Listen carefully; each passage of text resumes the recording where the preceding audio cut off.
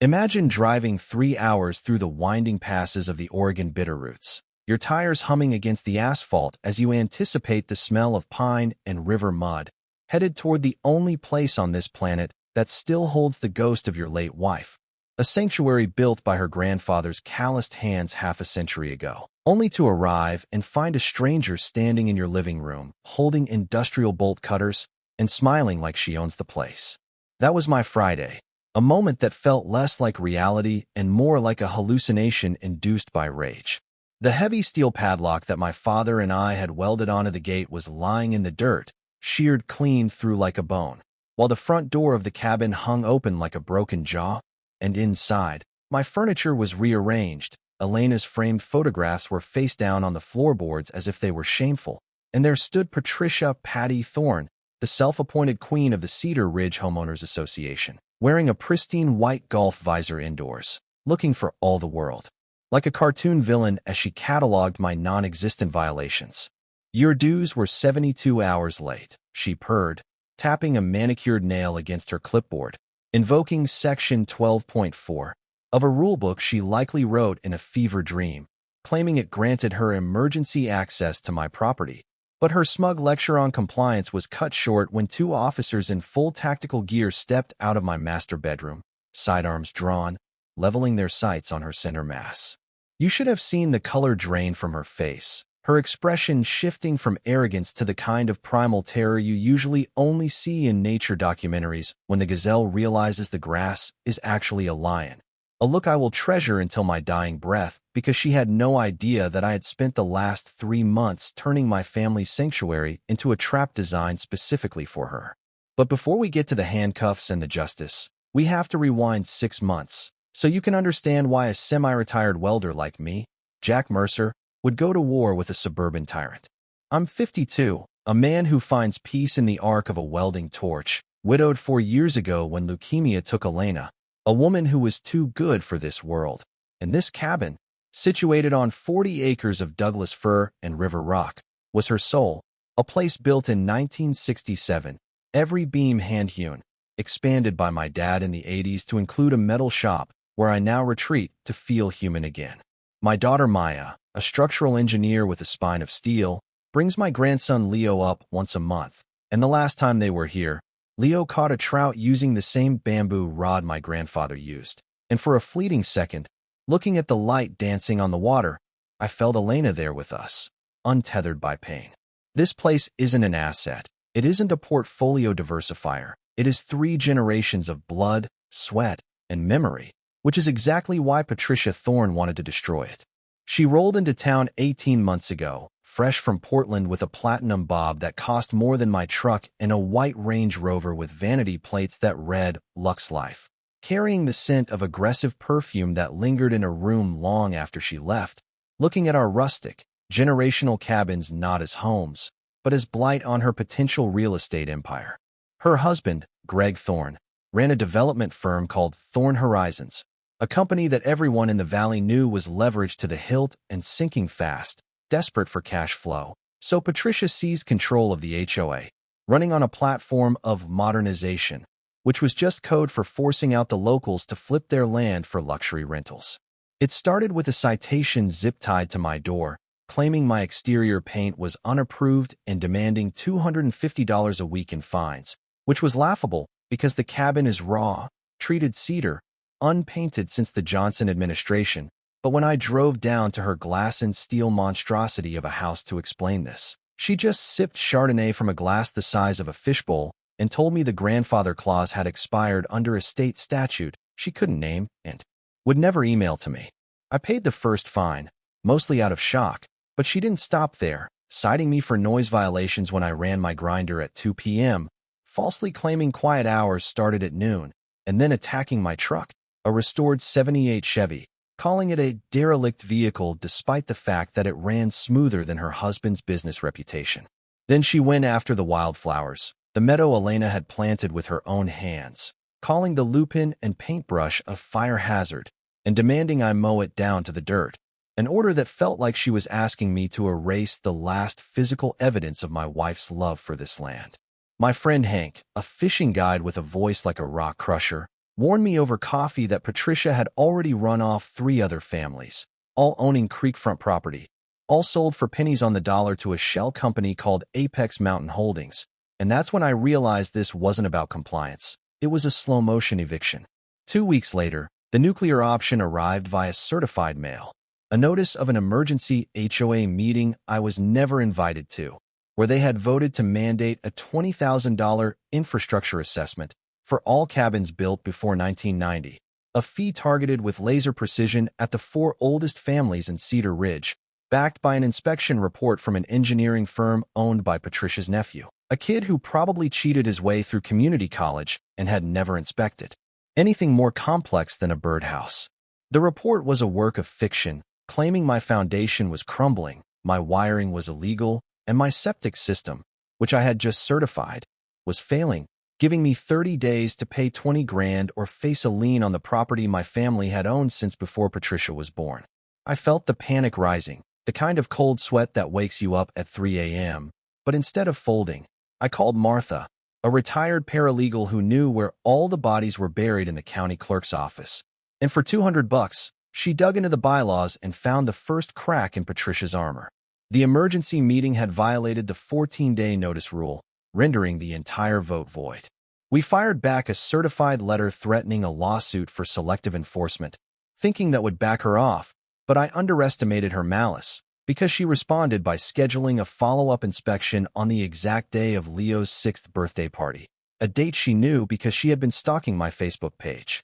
I wasn't going to let her ruin my grandson's day, so Hank offered to house sit while I handled the party, and I installed 4 motion-activated trail cameras around the perimeter, which is how I caught Patricia and her brother-in-law, a corrupt deputy named Officer Evans, trying to bully their way in without a warrant, claiming anonymous reports of illegal stockpiling.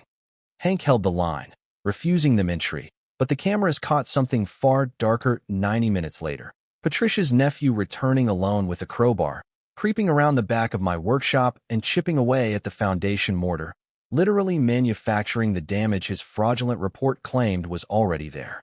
I watched the footage, the sound of steel on stone grinding in my ears, and I went to the police, but the deputy at the desk, not Evans, thank God, just sighed, watched the video of clear vandalism, and uttered the phrase that makes every law-abiding citizen want to scream. "This is a civil matter, Mr. Mercer." A civil matter. That's what they call it when a rich woman's nephew takes a crowbar to your life's work. But when I posted the video to a private group of cabin owners, the reaction wasn't civil at all. It was a revelation. Within hours, my inbox was flooded with horror stories from neighbors I barely knew, like Mrs. Gable, a widow down the road who told me Patricia had threatened to call Child Protective Services on her because her kids left their bikes on the lawn, labeling it a safety hazard, and Old Man River, a Vietnam vet who was forced to cut down a 100-year-old oak tree because Patricia lied about a utility easement that didn't exist. We were dealing with a predator, and when Greg Thorne showed up at my welding shop in town the next week, wearing a polo shirt that strained against his gut and smelling of desperation and mints, I knew they were getting nervous. He leaned against my workbench, trying to play the good cop, offering me a cash buyout for my cabin that was 40% below market value, smiling that oily smile as he suggested that code enforcement might start looking into my business permits if I didn't play ball, a veiled threat.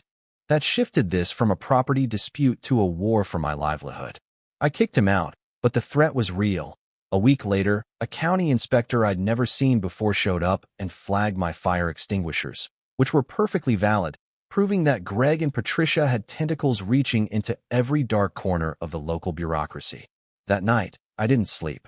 Instead, I drove back to the cabin and wired the interior like a CIA safe house, hiding cameras in the smoke detectors, the bookshelf clock, and the kitchen vent, all backing up to a cloud server that Patricia couldn't touch with a hammer.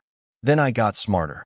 I filed a public records request for every property in Cedar Ridge claiming an HOA exemption, and when the documents arrived, the hypocrisy was breathtaking. Patricia's own mansion had the exact same violations she was citing us for, but she had marked herself exempt primary residence, which was a lie because tax records showed her primary residence was still in Portland, meaning she was committing tax fraud to dodge the rules she used to bludgeon us.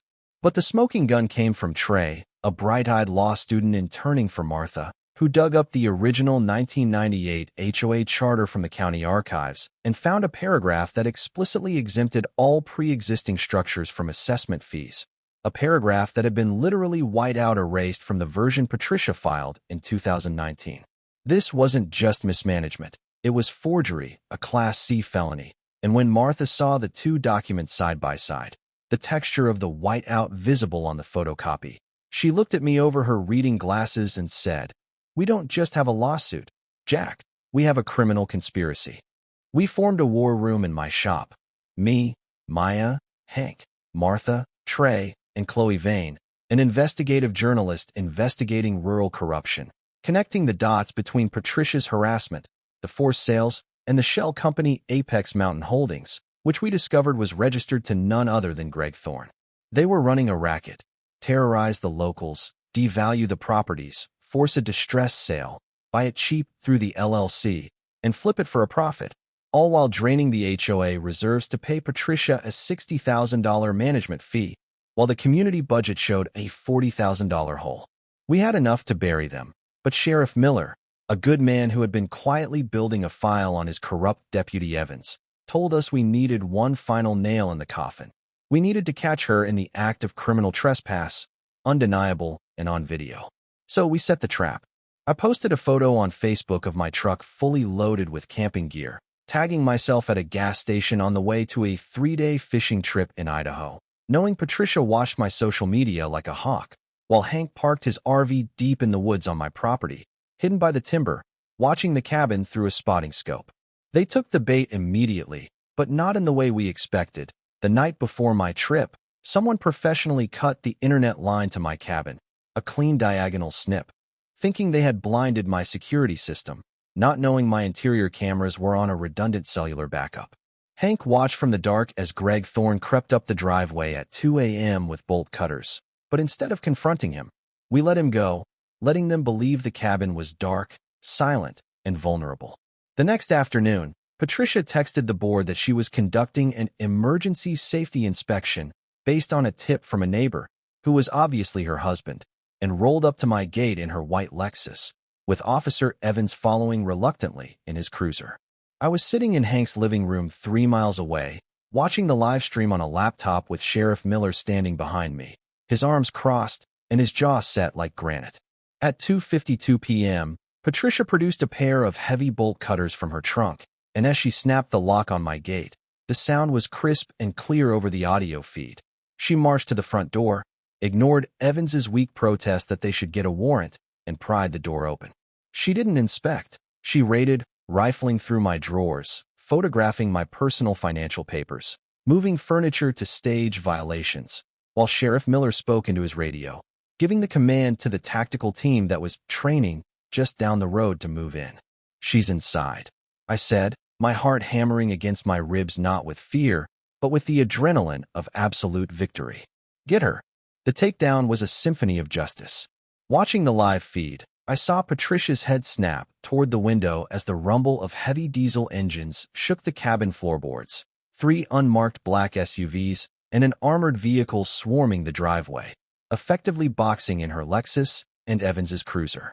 Inside the cabin, Patricia actually tried to pull rank on the SWAT team breaching the door, screaming that she was the HOA president and that this was a legal inspection, waving her clipboard like a shield until an operator physically put her on the ground and cuffed her, her shrill accusations of harassment cutting off abruptly when Sheriff Miller walked into the frame, looked down at her, and read her rights for burglary, criminal trespass, and destruction of private property.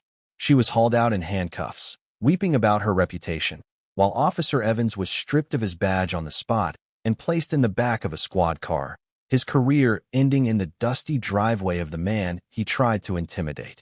But the real climax wasn't the arrest. It was the emergency town hall meeting 3 days later, a gathering packed with 90 residents who had spent years living in fear, where Patricia, out on bail and looking like she had aged a decade in 72 hours, tried to read a prepared statement claiming this was all a misunderstanding. She didn't get to finish. I stood up, trembling with rage and adrenaline, and projected the side-by-side images of the forged charter onto the community center screen, the whiteout scar glowing like a beacon of her guilt. followed by the flowcharts linking Greg's shell company to the foreclosed homes of our neighbors. Mrs. Gable stood up and wept, telling the room how her children were terrified of the police because of Patricia's lies. Old Man River showed a photo of the stump where his ancient oak tree used to be, and Maya distributed her engineering analysis proving that infrastructure assessment was a mathematical fraud designed to bankrupt us. When the state investigator stepped forward from the back of the room, announcing a criminal inquiry into the HOA's finances, Patricia's lawyer literally stood up and resigned on the spot, leaving her alone at the podium, a tyrant stripped of her power, stammering excuses as the room erupted in a unanimous vote to remove her from the board. The aftermath was a slow, satisfying collapse. Patricia took a plea deal for felony burglary and fraud, getting a suspended sentence but receiving a felony record that shattered her social standing and a restitution bill of nearly $50,000. Greg was hit with conspiracy charges and bribery, forcing them to sell their mansion and liquidate Apex Mountain Holdings to pay the fines. We formed a coalition, the Cedar Ridge Heritage Fund, using the settlement money from the class action lawsuit against the HOA's insurance carrier, which had dropped Patricia the moment fraud was proven, to buy back the stolen cabins and return them to the families who built them. Officer Evans is facing a civil suit and working security at a mall in the next county, a ghost of the bully he used to be. 6 months later, I sat on a new bench Leo and I built for Elena's garden, watching the wildflowers bloom in a riot of color that would have made her smile, the hummingbirds darting between the petals, no longer a fire hazard, but a testament to endurance. The air smelled of pine resin and rain, and as I watched my grandson learn to plane wood with the same tool my grandfather used, I realized that we didn't just save a building. We saved the history written in its walls. But here is the question that keeps me up at night, the one I want you to argue about in the comments.